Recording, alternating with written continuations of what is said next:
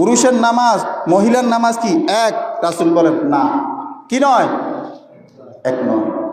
রাসূল বলেন আন্না রাসূলুল্লাহি সাল্লাল্লাহু আলাইহি ওয়াসাল্লাম মার আলা ইমরাতাইনি তুসাল্লিয়ানি ফাকালা ইযা সাজাদতুমা ফাদাম্মাম বা'দাল লাহমি মিনাল আরদি ফাইন্নাল মারআতা লাysat ফি যালিকা কাররাজুলি।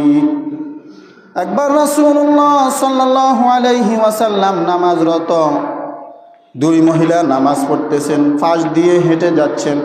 রাসূল করিম সাল্লাল্লাহু আলাইহি ওয়াসাল্লামকে তাদেরকে সংশোধনের উদ্দেশ্যে বললেন, যখন তোমরা সিজদা করবে তখন শরীর জমিনের সাথে মিলিয়ে দিবে।